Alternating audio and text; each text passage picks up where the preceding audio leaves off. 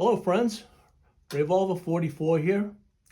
Today I have an unboxing and a review to show you of a Smith & Wesson revolver. This is a fairly new offering from Smith & Wesson. This is the Smith & Wesson model 632 UC, chambered in 32 H&R Magnum.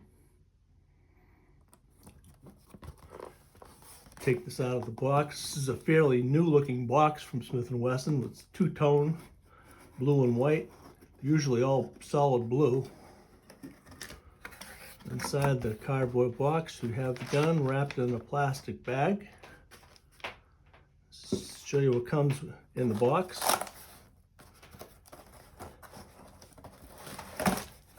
You have your standard cable lock, the red one.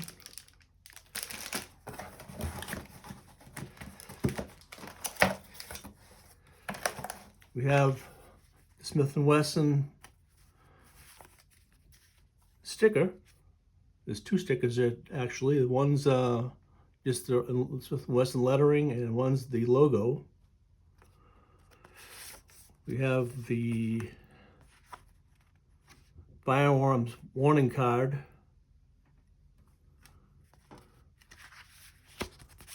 We have the warranty card.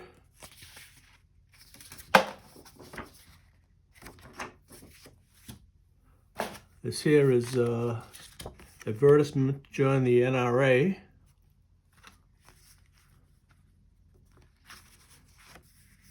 What's this? This is 30 days free legal defense. Okay, that's new. Your ATF handgun safety notice and your manual. This is a manual that covers small, medium, and large frame revolvers, J, K, L, and N frame, and governor. Just standard Smith & Wesson manual. Pretty concise. Tells you everything you need to know. That's everything that comes in the box.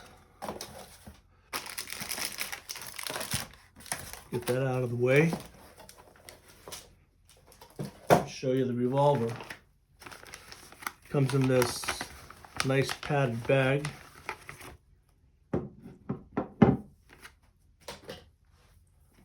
Yeah, this is the Smith & Wesson 632 UC.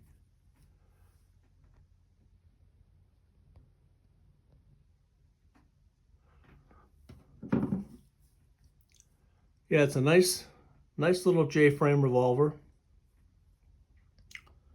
This has the MSRP of $759.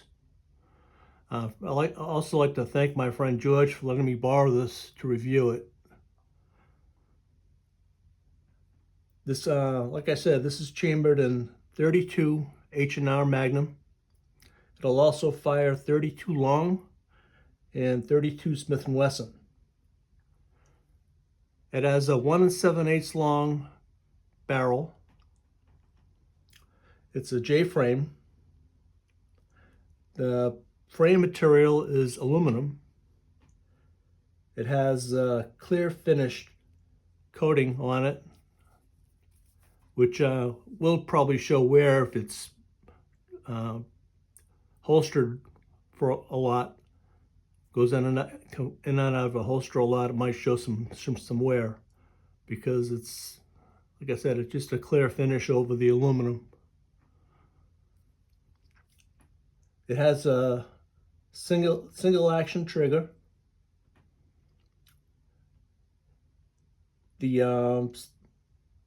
also it has a stainless steel sleeve barrel. You can see that, and the cylinder is also stainless steel. It has a 6-round cylinder. The trigger appears to be heat treated It's 5/16 wide.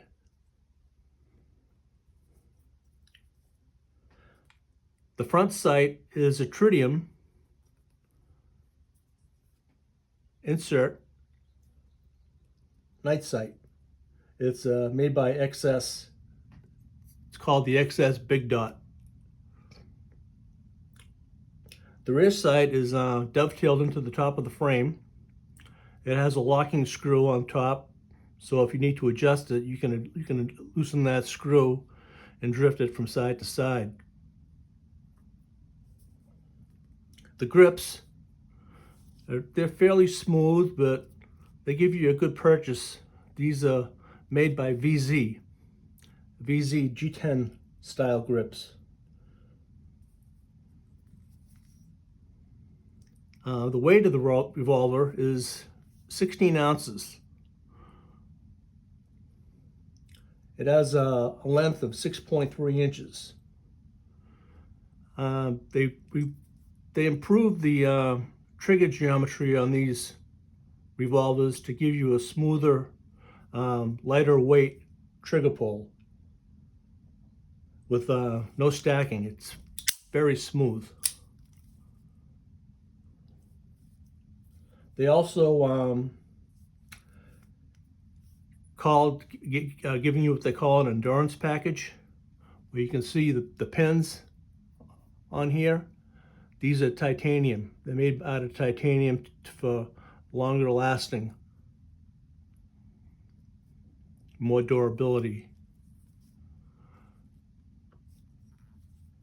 The cylinder edges have been beveled, as have the cylinder chambers have been chamfered to make it easier to get your rounds in and out of rounds into the cylinder, I mean.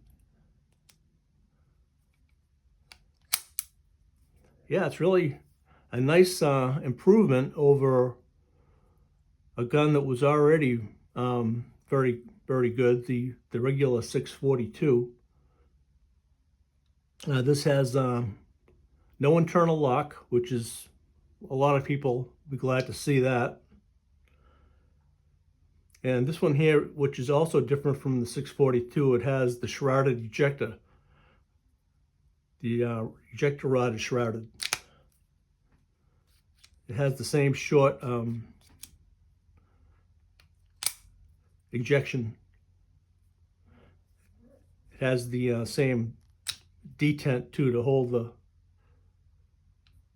it into place here, and it also to lock it in place, and it also locks up with this little pin here in the back. Yeah, it's a sweet little revolver. I brought this to the range and I really enjoyed shooting it. Yeah, you can see the barrel, stainless steel. It's an insert into the aluminum. And this is that beautiful front sight with the tritium dot. It shows up green during the day and it lights up nice and bright at night. The rear sight is a U-notch. It has serrations going horizontally. It really gives you a nice sight picture though.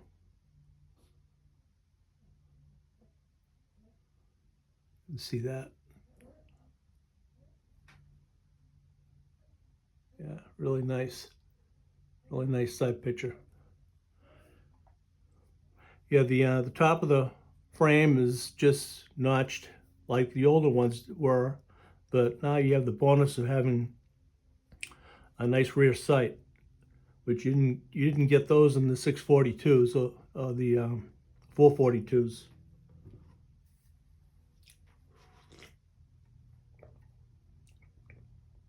And these grips, these VZ grips, they're kind of smooth, but with the finger grooves, it gives you a nice purchase on the gun. Plus, if you're using a speed loader, the grips are relieved on this side, so you can get the speed loader in without any problem. You can get it in and out without any problem. Yeah, these are a gray and black finish on the grip. The serial number on these, just like on the other J-frames, like your 642 and 442, is underneath the grip frame here.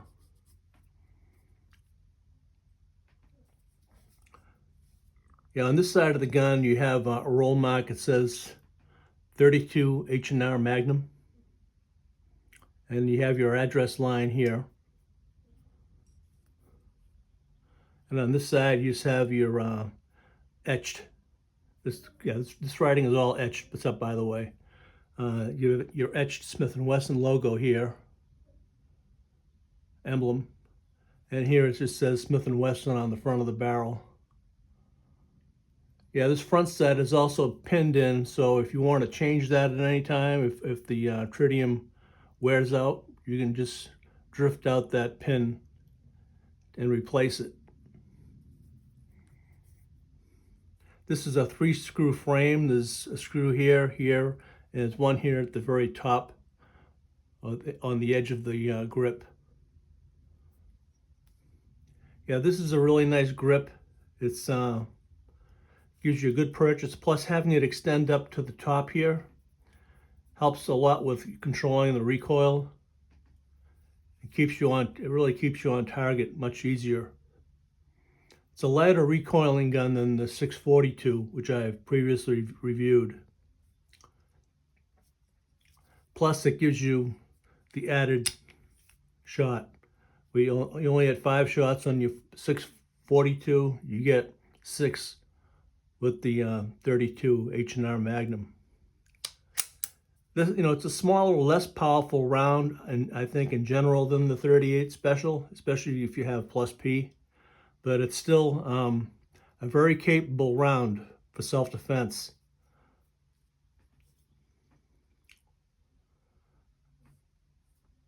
Yeah, it's a nice new offering from Smith & Wesson. This also comes, you can get this in a couple of different versions. This here is the 632. You can get a 642 UC chambered in 38 Special, or if you want the black finish, that also comes in 32 H&R Magnum, which is the 642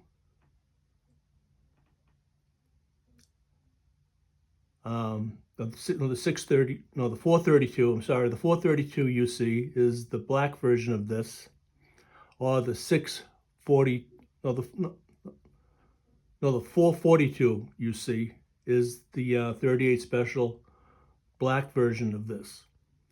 So you can get it either way. You can get this either chambering in black or in silver. So you have a few options with this. And they also recently, in 2025, came out with the same gun, the same versions, but with a titanium cylinder, which takes a few ounces off the weight of the gun. But I think that the titanium, even though it's lighter, I think it might be a little bit more scratch resistant than the stainless steel barrel, because the hardness rating on the titanium it's not as hard as the stainless steel. So it might scratch a little bit easier, even though it's lighter and strong. It's probably just as strong as the stainless steel, but it's a little bit softer material on the hardness scale.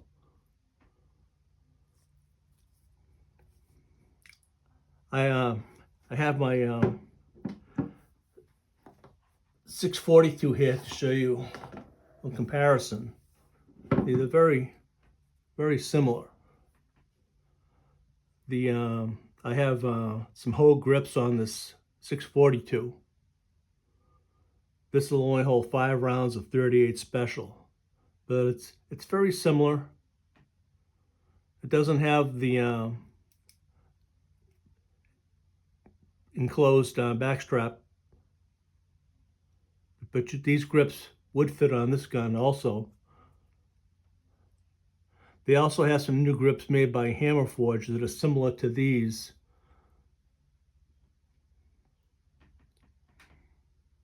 But they're pretty similar overall. The 32, this is the 32 round, and this is the 38 special round. The 38 is a little bigger in diameter. Height-wise, they're about the same. I use these speed strips and these clips that clip onto your pocket, just like your pocket knife. These are made by the Neo-Mag company. It's called the Neo-Mag Rask. This is a great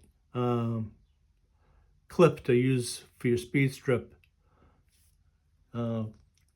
It has a couple of screws here that lock onto the tab of your speed strip, and then you just put it in your pocket with this clips on, just like your pocket knife does. But it's a great way to carry. You just put these in and peel them off, 2 at a time. Yeah, it has a couple of Allen screws here to tighten it up onto the tab of your speed strip. I also have the same one on my my 38.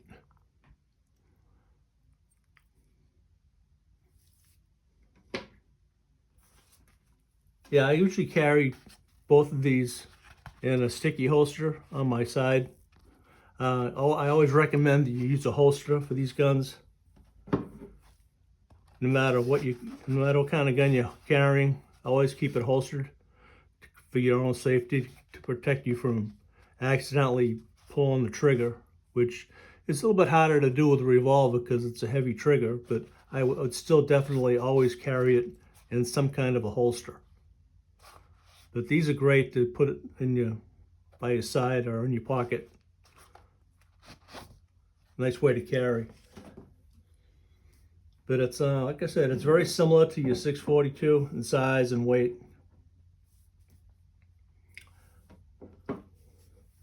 Let's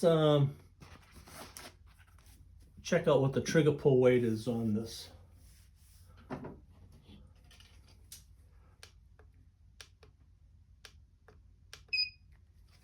Like I said, it has the trigger has been reworked by Smith & Wesson. The trigger geometry has been reworked, so it's a smoother, lighter trigger than what previously had on the 642 and 432.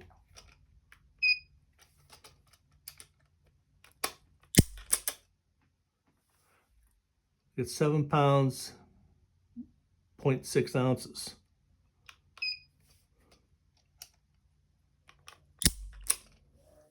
£7 pounds, 3 ounces.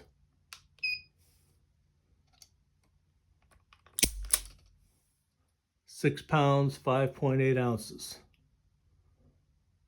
That's pretty good. I saw some people saying that they had a lighter trigger than that, but I don't know. It probably depends on on an individual basis which gun you buy. Well, now I'm getting 4 pounds, 10 ounces.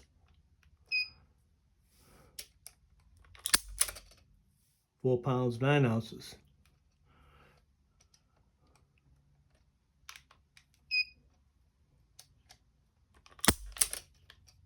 4 pounds, 15 ounces. For an average of 4 pounds, 15 ounces. Maybe I wasn't doing it right the first time. I know it's supposed to be around 4.5 pounds. What most people are saying the trigger weight is. It is very smooth. Very smooth, no stacking. Let's verify the weight.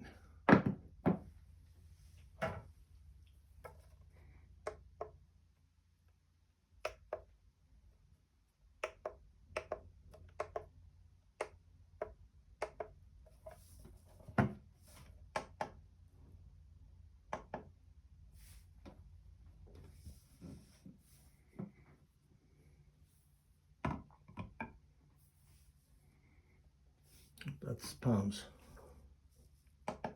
Ounces. Got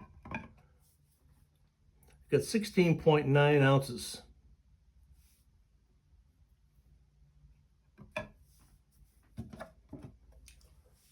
That's pretty light. That's about the same as what my 642 is, weight-wise. You need to check the dimensions of it. It's supposed to be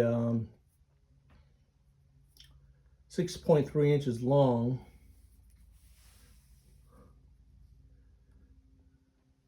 Yeah, that's about right. About 6 3/8 long. The height is about 4 1/4 high. The width of the cylinder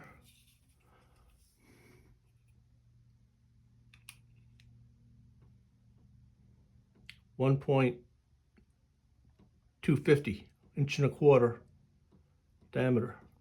So it's a little narrower than the 642 is. The 642 is 1 5/16 diameter. I remember that from my last video that I made with that gun.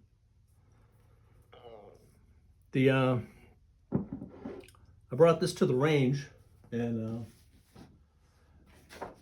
I'm not a great shot by any means, but you can see that I got, all center mass. This is from 10 yards away.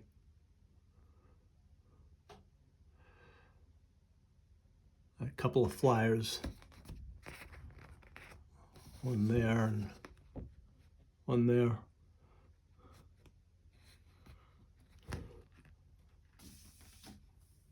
But overall, I think you'd be very happy with this revolver. Like I said, this is a fairly new offering from Smith & Wesson. Smith & Wesson. This came out in 2024. Now, in 2025, they have the titanium cylinder versions of this same revolver, and the black one, and the one's also chambered in .38 special. So, like I said, you have quite a variety now. The newer one also has the hammer forged grips. They have a little bit more meat over here at the top, and I don't know how far as the texture is concerned. I think it's more of a rubbery texture to the grip. I think that's about all I can tell you about this today. It's, like I said, it's a really nice revolver. It's a nice carry revolver. It's going to give you the extra one shot that the 38 special doesn't have. But it's a little less powerful, but I think it's still a great carry option, or a backup carry option. Yeah, that's pretty much all I can tell you about it today. Like I said, I think it's good quality. I also recommend too, I forgot to mention, some people were experiencing some defects in these when they first came out. I don't know how bad it is now, but I always recommend, if you're buying a brand new gun, to buy it in person if at all possible. Um, I think my friend George didn't buy this one in person because he couldn't find it anyplace. But some people were reporting problems with the cylinder rubbing on the forcing cone. Just quality control issues that Smith & Wesson has been having lately. So I recommend, whenever you can, to buy your firearms in person. Unless, like I said, my friend, he couldn't find it anywhere, so he ended up buying this online. And even this one here, it's not perfect as far as the quality control. It came with, I don't know if you can see it, but there's a little scratch here on the shroud of the barrel. Little scratch in the aluminum. I guess when they were putting that pin in there, they probably scratched it. But that's the only defect that this one has. But some people were reporting some things that were pretty bad, I don't know how they could have missed them, could miss some of these defects, but other than that little scratch, this one here is very good. Didn't have any problems at the range with it. It fired perfectly. But like I said, if you can, try and buy your guns in person, especially if you're buying a brand new one. You don't want to have to send it back. That's something that is really disappointing if you buy a new gun and there's something wrong with it. Yeah, so, okay, this is Revolver 44. Please like and subscribe, and I'll try and bring something else out to you in the next couple of weeks. So until then, be safe and God bless, and we'll see you again soon.